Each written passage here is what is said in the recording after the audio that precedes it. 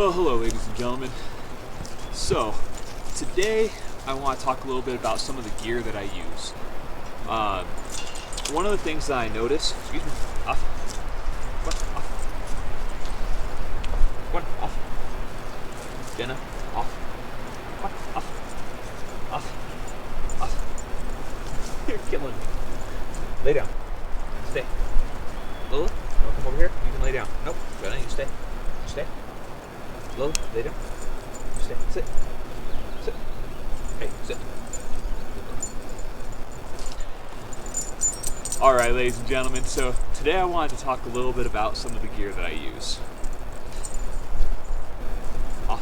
Come on. Go, go, go. Go, go, go. Go away. Go away. Come on. Off. Go away. Go away. No, go away. Go away. Jenna, you're the worst.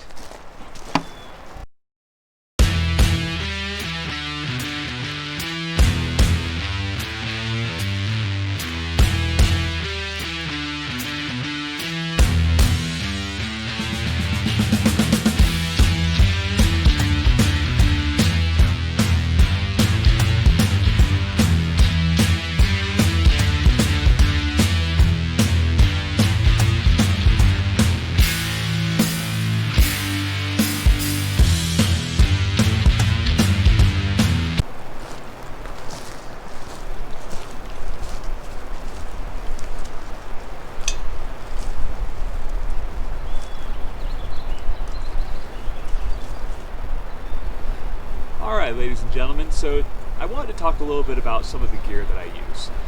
I watch a lot of other guys out there who are doing camping, some of the Bushcraft, and I noticed that a lot of the gear that's used out there is pretty high dollar, and I just want to emphasize that you don't have to spend a lot of money to be able to do this stuff. More of it is about your will to do it. These are some of the basic tools that I would say definitely worthwhile on getting, but they're not extremely expensive versions of these tools.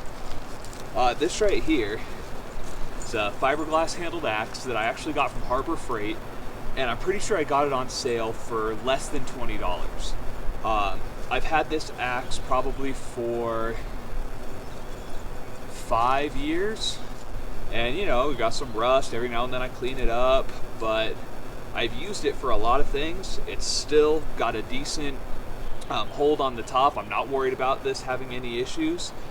And this was just a bargain axe, and it works really well. So really, this is something that wouldn't be ideal for backpacking, of course. It's definitely a car camping axe, but Harbor Freight has smaller ones too. Maybe on another video I'll show you guys one of those. But this guy right here, again, don't have to have an expensive axe. They chop very well, and maintaining the edge on it is minimal work. Another one that I see a lot of people using are the folding bow saws. Now, these things are awesome. I would love to have one someday. It fits in a backpack, it covers the blade, really awesome. But I can't afford that right now. So what I have is a Fiskers pruning saw. This is from Home Depot. It was 10 bucks, and it uses the same exact blades that go in those folding saws, and it makes very quick work of a lot of cutting.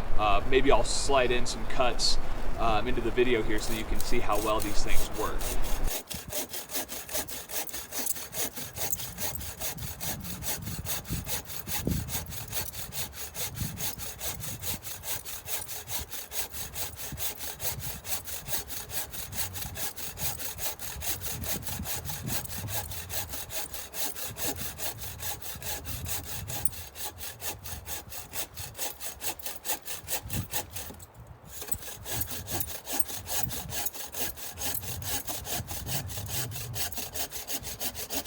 But again, $10, you can replace the blade so you can use it for greenwood or deadwood, works both.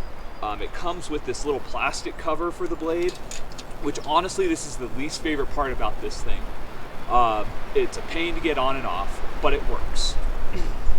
I think one of these days what I'll do is actually make some sort of a leather cover for this, and that'll work nicely. But this guy, I've gone backpacking with it. It is not very heavy. I've strapped it to the outside of the pack, and it works great for that. So if you're looking at those folding bow saws that are 60, 70, $80, $90, and that's just kind of a little intimidating, check this guy out. 10 bucks, Home Depot, Fiskers. This one I've only had for about a year, but works really well. Now, a good knife, that is one that a lot of people will invest in. This particular knife I've actually had since I was a teenager. It's from Cold Steel. I've used it in several of my videos, and this guy, I want to say, was maybe $30, so still not that expensive. Still has a really nice edge to it. I've used it to baton. I've used it to use a ferro rod and start fires.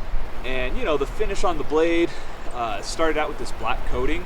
You got to get some of that off of there before it'll really work well for you for the ferro rod, but a few times of doing it and it clears it up.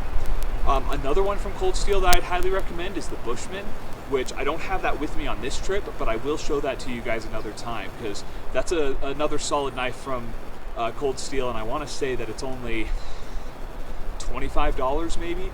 But another just really good basic survival knife, something that you can get out there, do some bushcraft with, not worry about it breaking, but also not be upset if it gives you any problems, or it just doesn't hurt the wallet that much. So this is my Cold Steel knife. Honestly, I've had it for so long I don't remember the model. If I find that out for you, I'll put a link to it in the description. In fact, I'll actually put links to most of these in the description so you can check those out. So that's the knife that I use. Now, the ferro rod, this one is actually pretty new to me. I got this off of Amazon, and this one is from a company called Bayite, B-A-Y-I-T-E, I believe. And this thing is huge. I mean, it's gigantic. And it came in a 2-pack, and it was 12 bucks. It throws sparks extremely well. You can really get a good spark off of it. And so can't really complain about that. It started plenty of fires already. I don't expect that it's going to wear out anytime soon. I did add a little bit of paracord on there. I do have some ideas on making this a little bit nicer, but that'll be for another time. So there you have it. You've got a decent axe, a nice bow saw, you've got yourself a ferro rod and a decent knife, and you can get out there and you can build shelters, you can start fires, you can do pretty much anything that you might want to do out here in the wilderness. This whole kit, well under $100 for everything. And I can't emphasize that enough. Like, expensive gear is nice, but it's not a requirement.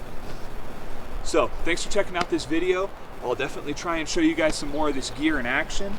But for now, please remember to like and subscribe, hit that notifications bell, and I look forward to seeing you guys on another adventure.